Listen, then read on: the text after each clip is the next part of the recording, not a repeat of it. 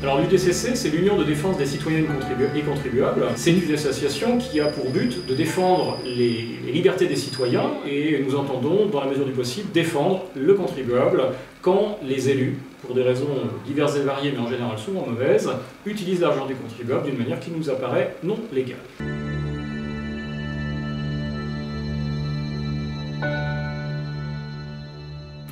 Eh bien, ce déplacement à Bordeaux a eu pour objectif la création d'une section bordelaise pour lutter contre le projet de cette future mosquée, donc qui nous apparaît foncièrement illégal.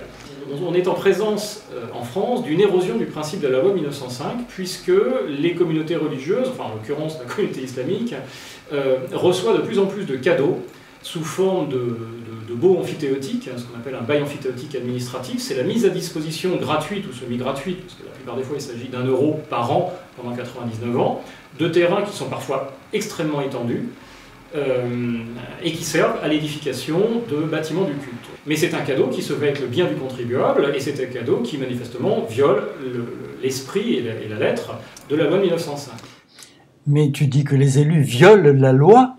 Les élus de la République font des arrangements qui violent les lois françaises, mais que face à une espèce de passivité du citoyen, et les élus tout simplement s'en tirent parce que personne ne dit rien. Seuls des élus ont la capacité de mettre à disposition d'organisations religieuses des terrains qui appartiennent à la communauté.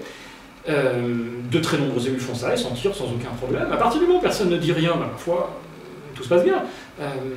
Si on vous vole par exemple votre portefeuille que vous n'avez pas porté plainte, le voleur ne sera jamais poursuivi et personne n'aura jamais de problème. Mais alors que peuvent faire les citoyens dans pareille situation? Et qui ont fait ce qu'il faut, qu'on demande l'application de la loi, on s'apercevra qu'il y a des retombées positives et que ce genre d'agissement finira par cesser. Et tu entrevois des résultats concrets? L'actualité nous donne raison. Nous sommes très satisfaits des premières retombées de notre action. Nous avons donc organisé des réunions publiques et publié donc des documents vidéo expliquant. Nous allions examiner toute action de la mairie en direction de la réalisation de ce projet de méga mosquée à Bordeaux, de M. Juppé, en collaboration avec M. Oubrou, imam de la mosquée, et que nous porterions devant le tribunal administratif toute mesure qui serait illégale.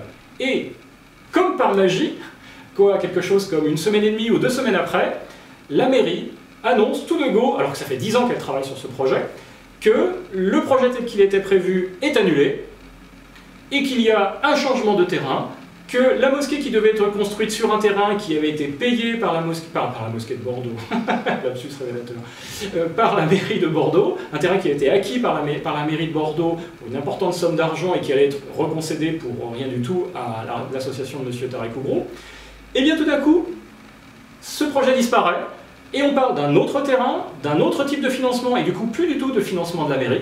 On sait que la mairie de Bordeaux est au courant de notre action, puisque lors du débat qu'il y a eu récemment à la télévision entre Marion Maréchal Le Pen et M. Juppé, M. Juppé nous évoque indirectement en disant à Marion Maréchal Le Pen « Oui, mais vous avez des amis qui sont opposés à la construction de la mosquée à Bordeaux ». Je faisais référence, j'imagine, à nous. Sauf, bon, ce qu'il ignore, c'est qu'il n'y a pas de rapport entre nous et le Front National, que c'est une action complètement indépendante, mais c'était bien la preuve qu'il est au courant que notre action avait eu lieu et qu'il avait visionné les vidéos.